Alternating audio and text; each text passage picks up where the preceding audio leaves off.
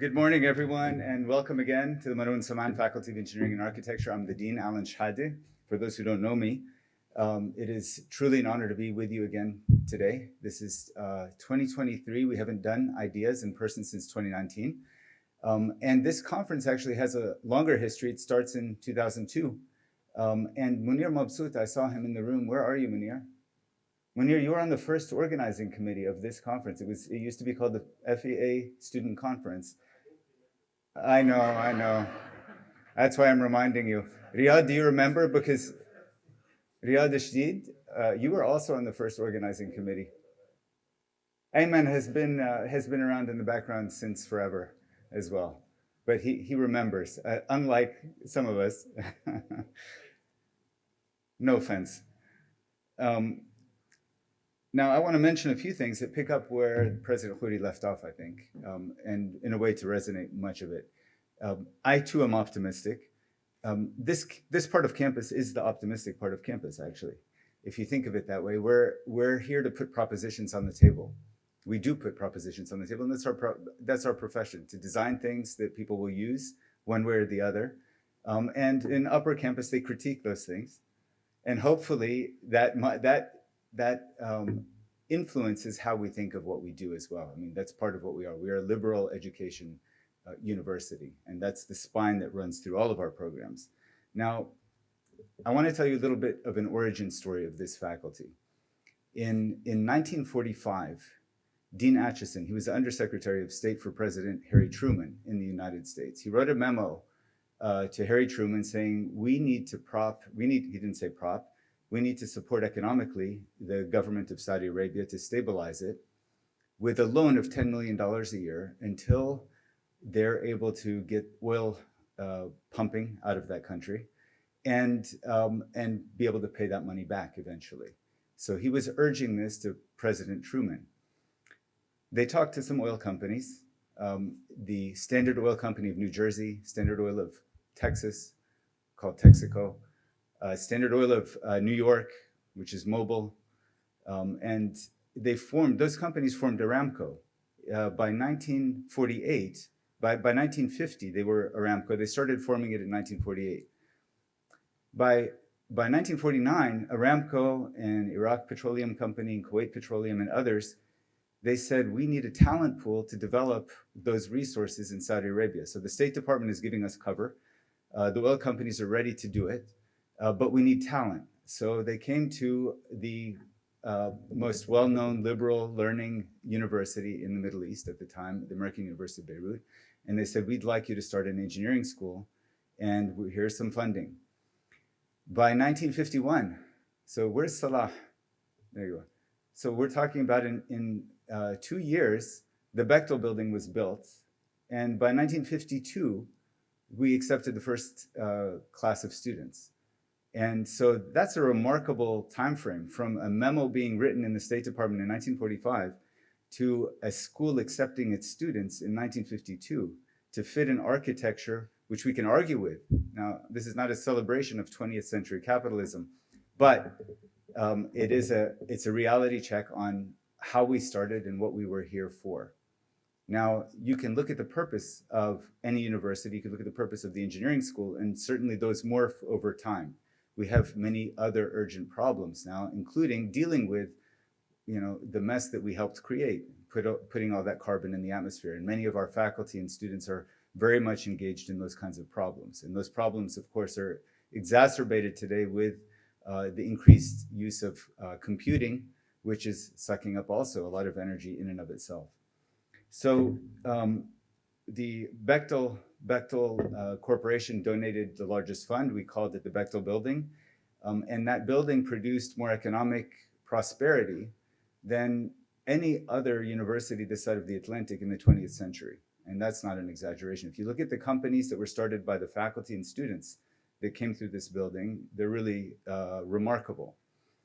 You have Petrofac, Dar al-Handasa, CCC, Khatib al-Alami, and many others. And we did very well as an academic institution. Today AUB ranks among the top 250 universities globally. It's always among the top 100 institutions in terms of student employability. And in alumni outcomes, it's in the top 25 universities globally, which is really remarkable given the context and given the struggle of keeping a university together through so many ups and downs. And so, you know, the top 25 in alumni outcomes comes from our alumni being on things like the Forbes 30 under 30, the MIT Technology Review 25 under 25, et cetera. And we celebrate that legacy today with our distinguished alumni and distinguished young alumni who have come through these very same halls.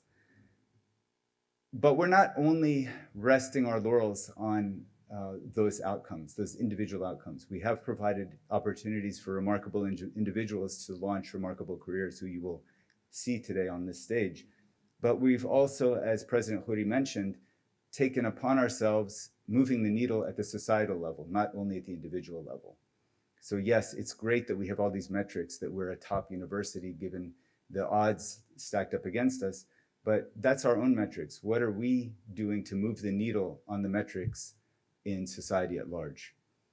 How are we helping increase employment? In Lebanon, we graduate about 50,000 students a year before the crisis. And in the best of years, we create 5,000 jobs. So that's a 10-to-1 ratio of graduates to job creation.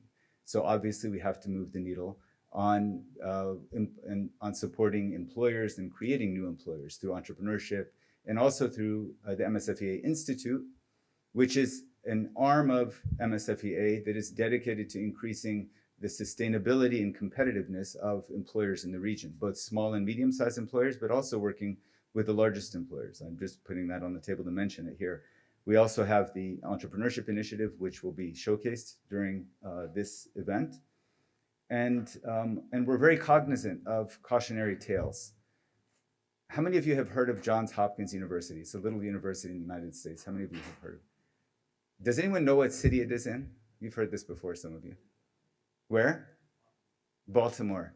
What's Baltimore known for? Is it like this beacon of incredible advancement and well-being, walkable city? It's known for its extremely difficult circumstances. Baltimore is an example of the kind of city you don't want to become. It's known for broken windows and people doing drugs on the street and you know, many, many difficulties. And at the same time, when Riyadh and I went and visited, the campus itself is amazing. It takes in $3.8 billion of research funding a year, that small campus, $3.8 billion.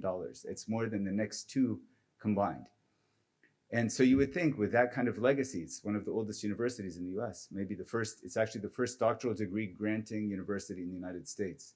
You would think with that legacy, that history, and those resources, Baltimore would be a beacon of advanced urban living, a place that everyone has a park to play in and a good school to go to and good jobs to work in, and yet it isn't. So by its own metrics, by its own metrics, Johns Hopkins is doing amazing. By moving the needle for the society in the context it lives in, it's not doing so well. And that's something that we've been thinking about quite a bit at MSFEA and AUB as a whole. How can we not be another Johns Hopkins? And so that's really in part why we formed the Institute. That's in part why we said we need to do entrepreneurship to help students create companies and create opportunities in Lebanon. And that's also why we've done many updates to our curricula to make people feel that they have the creative confidence to put a proposition on the table and act on it right here in Lebanon. So today, we celebrate some of those outcomes, and over the next 2 days, we will be witnessing those. And before I leave the stage, I should thank a few people that were involved in today's event, which of course, starting with the organizing committee, Jason Amatouri, Danny Abujode, Jana Trabulsi, Mazen Sahir. Where are you, Mazen? Mazen was the first architect of ideas with an idea by Ayman Aisi, who I just saw a second ago. We transformed the FEA Student Conference to being a platform for various kinds of activities that students would organize, that faculty would organize, and that would always be, it would allow that flexibility to occur. So Mazen was the very first person to do that, and he's continued to be involved. So thank you, Mazen. Shadi Najjar, I saw you. Qasim Khrayib, where is Qasim? Nabil Name, are you here? Nabil, thank you. And also, of course, the Dean team, Khaled Juju, Rima Ghannoum, Amar Faris, Naveen Abi Ghannam, and several others that I don't have on my list here, but I know we're involved in today's event. So thank you all very much. I look forward to taking part in the conference over the next 2 days, and welcome again to MSFEA.